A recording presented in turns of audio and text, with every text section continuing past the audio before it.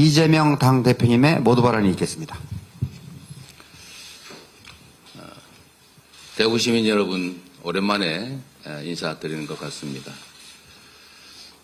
살기가 너무 힘들고 그중에서도 지방 경제가 너무 나빠져서 우리 대구 시민 여러분께서 참 마음의 고생에 더해서 민생에서도 크게 애쓰시고 계신 점에 대해서 정치를 맡고 있는 사람의 한 사람으로서 매우 안타깝게 생각한다는 말씀드립니다.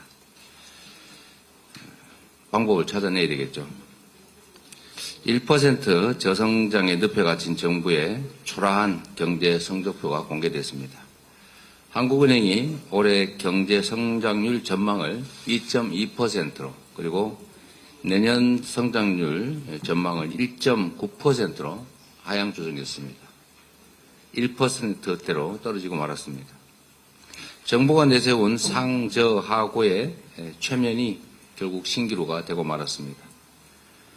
국내 기업 절반이 내수 침체, 수출 경기 둔화를 이유로 긴축 경영, 투자 축소, 채용 축소를 선택했다고 합니다. 어제 포항 축도시장에서 우리 상인의 간부 여러분들을 만났습니다. 그런데 그 중에 한 분이 축도시장 도매상을 20년 넘게 했는데 요즘처럼 어려운 때가 없었다. 도매상도 이렇게 어려우니 소매상들은 얼마나 어렵겠냐 이런 말씀을 하셨습니다. 그리고 또 다른 상인회장 한 분은 참 안타까운 말씀이었는데 뭐 이거 해달라 저거 해달라 이런 얘기하지 않겠다. 우리에게 최소한의 희망이라도 만들어달라 이렇게 말씀하셨습니다. 경제 성장이 멈추고 있습니다.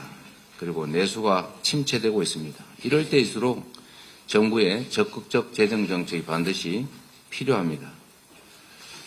가계, 기업, 정부 이 경제 3주체 중에서 이 불황기에 역할을 할 수 있는 것은 결국 정부, 재정 역할밖에 없습니다. 서민과 중상층이 허리를 펼 수 있도록 그리고 다시 지속적 성장의 대한민국으로 다시 돌아갈 수 있도록 경제정책 기조의 전면 전환이 반드시 필요합니다. 정부의 역할에 대한 기본적 사고의 전환이 있어야 됩니다. 모두의 삶이 어렵지만 대구, 경북을 포함한 지방의 어려움이 훨씬 더 큽니다. 수도권 집중화 때문에 지역이 소외되고 있습니다. 이걸 해결할 수 있는 것은 결국 정부밖에 없습니다.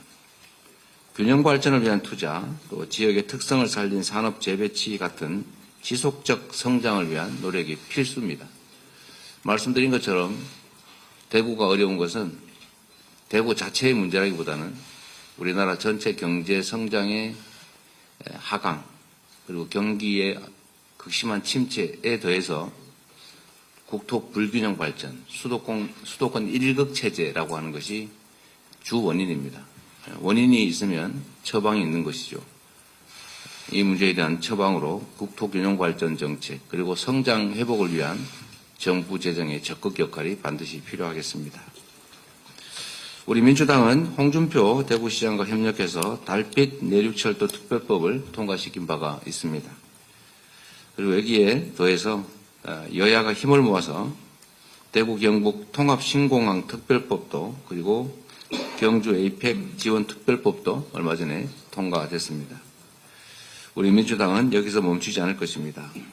국가 로봇 테스트필드 대구 유치, 도시철도 4호선 건설, 그리고 경북도청 후적지에 문화 및 ICT 특구 지정 같은 대구의 미래를 위해서 최선을 다하겠다는 말씀을 드립니다.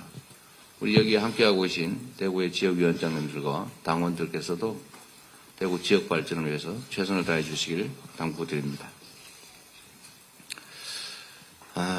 폭설 피해가 이 남부지방은 좀 덜한 것 같긴 한데 중부지방, 수도권 중심으로 피해가 엄청나게 큽니다. 특히 강원 지역들도 그렇고 충청 지역 말할 것도 없는 것 같습니다. 건물 붕괴, 도로 유실, 인명피해까지 곳곳에 민생의 상체기가 나고 있습니다. 피해가 큰 지역 중심으로 신속하게 특별재난지역 선포를 해야 될 것입니다. 당국의 조속한 그리고 깊은 검토를 당부드립니다.